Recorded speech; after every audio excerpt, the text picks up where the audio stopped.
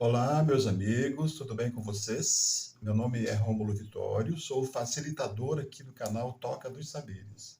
Vamos dar prosseguimento ao assunto que combinamos tratar por uma boa temporada de tempo, que é a questão do Alzheimer na família. Aquele momento que ninguém esperava ou que ninguém imaginava, mas que de repente cai como se fosse de paraquedas no coração da família.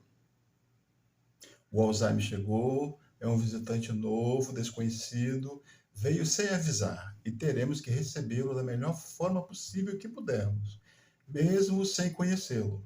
Afinal, ele fará parte agora da intimidade de uma pessoa querida do nosso núcleo familiar, que precisará de toda a nossa ajuda.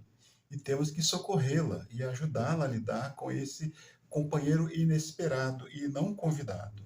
Não temos para onde correr. É seguir ou seguir.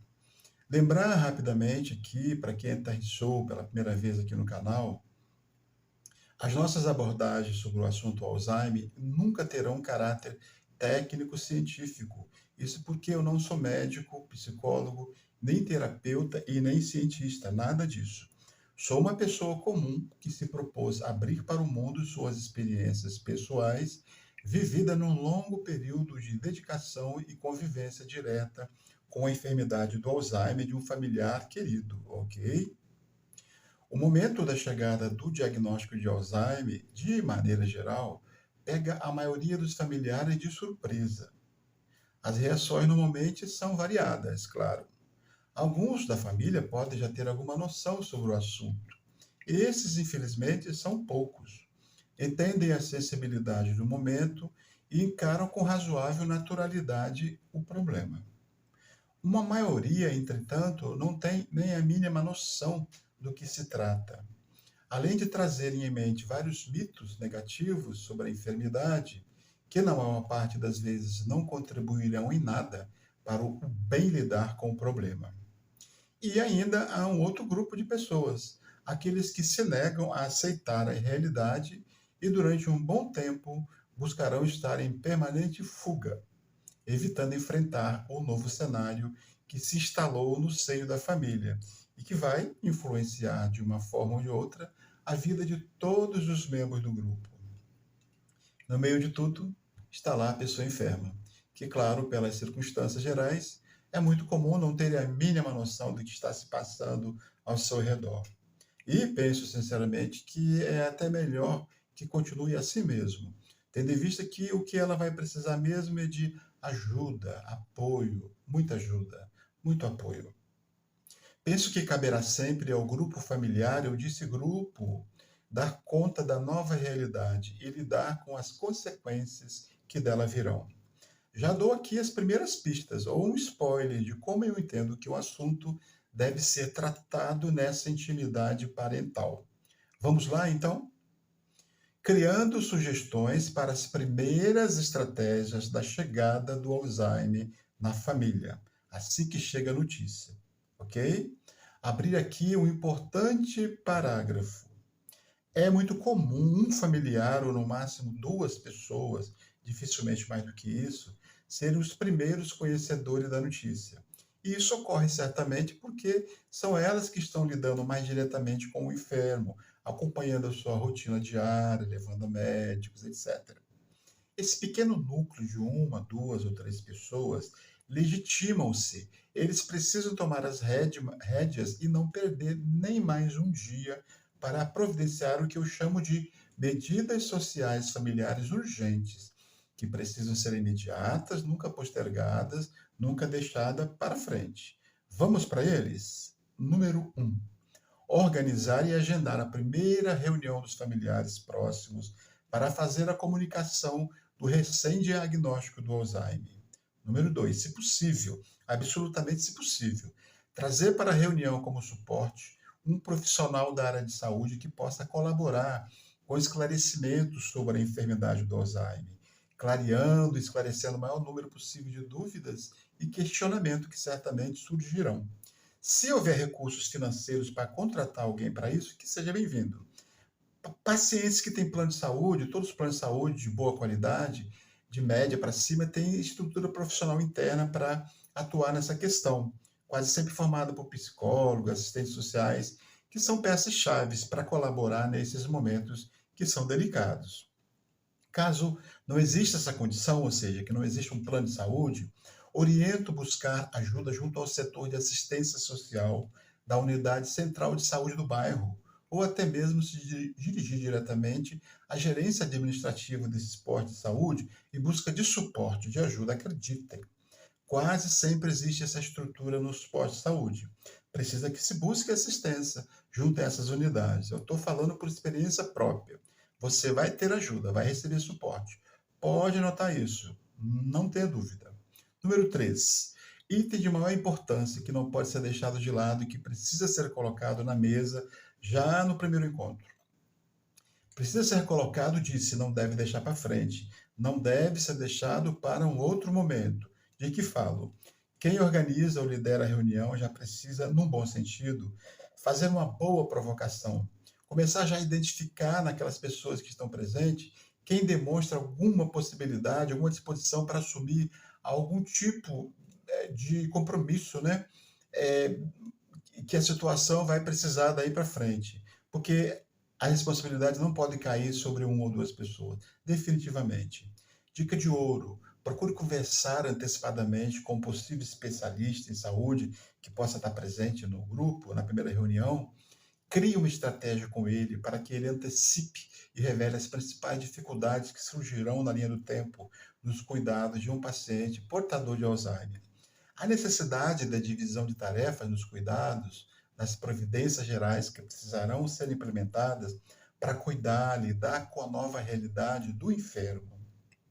Os assistentes sociais são excelentes para fazer essas abordagens, até porque eles já lidam todos os dias com essas problemáticas lá nas suas bases. Tenho essa certeza, o seu caso não é o primeiro caso deles, muito ao contrário. E eles estão calibrados para lidar com essas dificuldades que vocês vão ter e vão fazer as argumentações eficientes e convincentes a respeito, de maneira a sensibilizar todos presentes, a todos que estão ligados diretamente ao enfermo. Gente, preste atenção nisso. É muito, mas muito importante que esse assunto já seja tratado no primeiro encontro do grupo. Que assunto?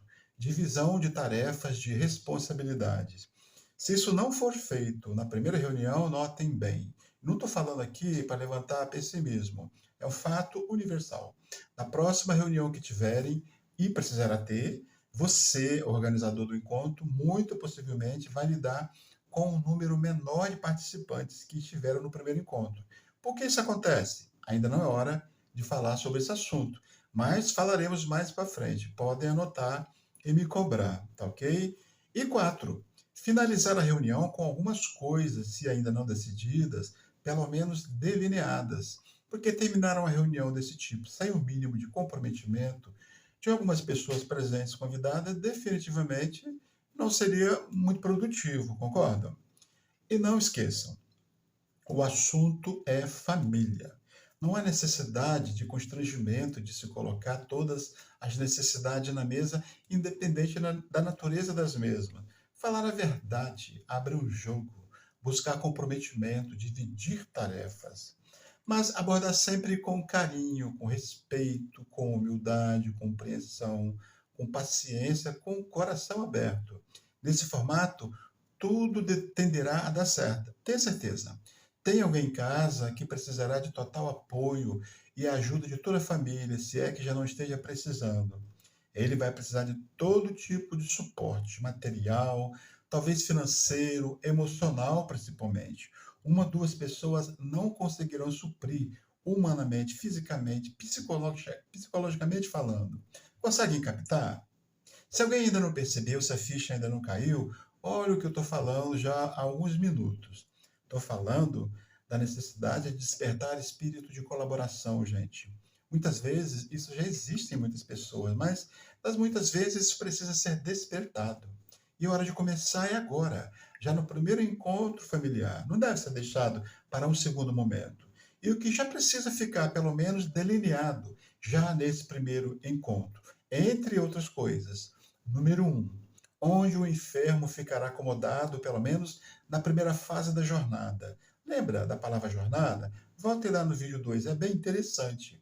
Na casa de quem? Com quem? Em algum outro local que não seja o seio da família? Se o assunto progrediu para esse nível, onde? Como? Número 2. Quais as pessoas assumirão tarefas como de acompanhar, cuidar pessoalmente do enfermo? Sim, tem os manejos, a alimentação, higiene, tem as medicações, a socialização, que é de extrema importância, tem as visitas rotineiras aos médicos, etc, etc, etc. Aqui talvez seja interessante deixar claro para todos que se está buscando planejar uma primeira fase num pós-diagnóstico. O momento em que todos são pegos de surpresa e estão meio que perdidos. Isso é normal. E que precisa ser montada uma estratégia mínima para se lidar de imediato com a nova realidade que está instalada. A enfermidade do Alzheimer, gente, de verdade, vai criando cenários novos a cada período. Estou falando de meses, de anos. Todos já devem saber que é uma enfermidade progressiva, sem retrocesso, e que com o passar do tempo ela vai evoluindo, alterando fisicamente e psicologicamente a natureza do enfermo. O diagnóstico precoce, às vezes é possível, é muito importante. Dá condições dos desenvolvidos se organizarem, se acostumarem aos poucos e se prepararem para as etapas mais avançadas da doença. Mas nem sempre um diagnóstico precoce é possível. Na maior parte das vezes, a informação chega realmente de surpresa mesmo. Quase sempre já é imediato, tem que se montar uma estratégia de emergência para lidar com a problemática. É hora de se instalar de imediato um hospital, entre aspas, hospital de campanha de emergência. Lembra que falei nisso também lá no vídeo 2? Voltem lá.